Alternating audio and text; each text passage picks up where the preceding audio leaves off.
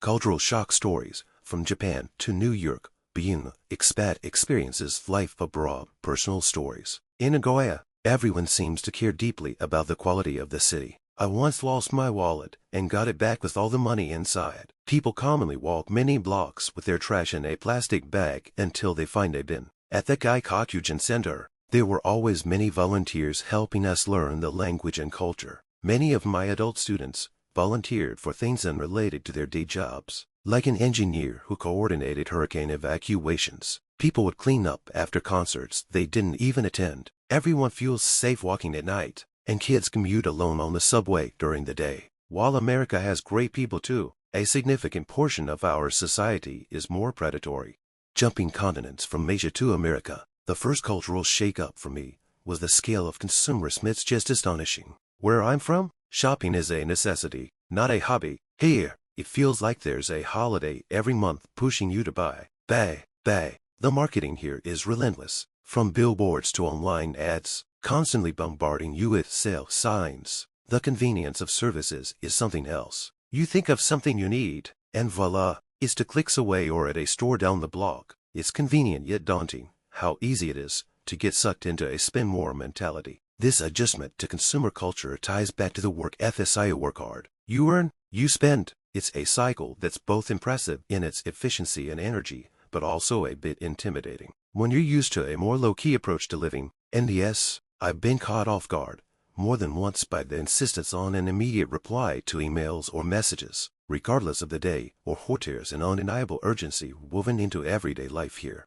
Adapting to the work-life balance in thus has been quite an eye-opener for me. In my home country, I was accustomed to a more communal lifelong chats with neighbors were the norm, not an exception. Here, it seems like having a packed schedule is a badge of honor. It's a shift from community-focused to achievement-focused living. Even hobbies are often discussed in terms of personal development rather than leisure. It's a different rhythm of life, aimed more at what you accomplish than who you're with. And the coffee, back home, coffee time is a ritual, a moment to relax, but here it's fuel for the hustle. It's all a fascinating reflection of the American spirit, which I'm learning to navigate with a large cup of joe in hand. Of course, I lived in Mauritania for about 3 months. In Mauritania, animals like donkeys, dogs, and goats wander freely. Being an animal person and thus can get you some strange looks. But in Mauritania, patting the local donkeys and interacting with them was common. The place spoke 5 languages: Wolof, Soninke, Pular, Hassaniya Arabic, so you could go just a few blocks and need a translator. Trash was everywhere since there was no pickup service, and it was common to see donkeys with plastic bags stuck to them.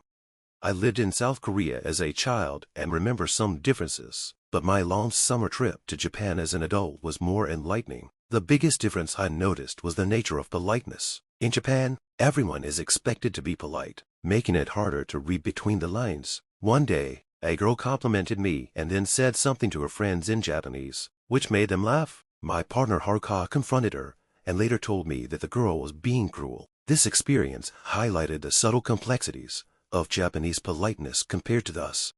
Moving from the chill Mediterranean coast to the bustling streets of New York was a huge cultural shift. Back home, afternoons are for siestas and evenings for long family dinners. In New York, the city is fueled by espresso shots and ambition. Punctuality is key, and time is money personified. The rhythm of life is dictated by the clock, making me nostalgic for the leisurely pace of my homeland, but also filling me with awe at the sheer energy of the city. Here, brunch is a power meal rather than a leisurely affair, and everyone seems to be walking with purpose. The constant buzz is infectious, keeping you on your toes and striving for that New York minute where dreams are made.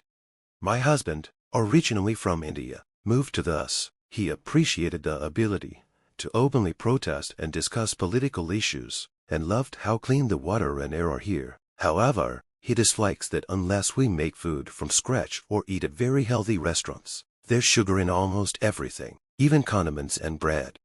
I found the work-life balance in Canada to be worse compared to the UK. In Alberta, you are not legally entitled to any annual leave in your first year of employment. It's at your employer's discretion. In the UK, from the start of your job, if you work full-time, you are legally entitled to 28 days off per year. I also find tipping strange, as it's like giving extra money for doing your job. On a positive note, roads and houses are notably bigger in Canada, and it's a bit odd that most roads have numbers instead of names, like 1st Street, 56th Avenue, and so on.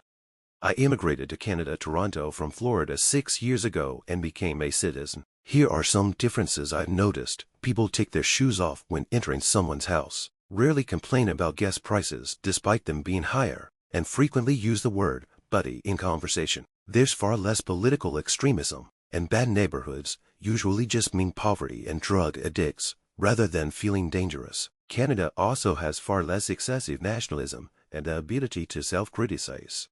Moving from thus to England 20 years ago, I found everything smaller and more cramped. People weren't as friendly, and I had to learn how to navigate everything on my own. Returning to thus recently, everything felt more open. Cars and roads were huge, driving was more aggressive, and food portions weren't as big as they used to be. I struggled with the lack of light in the UK during winter, but I miss going to the pub. During my time in Finland, I was struck by how quiet it was. There were fewer people, less bustle, and people talked less and more softly. In rural areas, I experienced true silence, unlike the UK, where there's almost always background noise. The unchanging weather in Finland was also notable. Unlike the UK's constantly changing weather, Finland's weather was predictable days in advance. Moving to another country makes you realize that everything you've ever known is a product of the country you lived in, from doorknobs to what is considered polite or rude. Nothing is objectively true. Successful sojourners understand this and recognize that the constant game of who's better is futile. They're just different.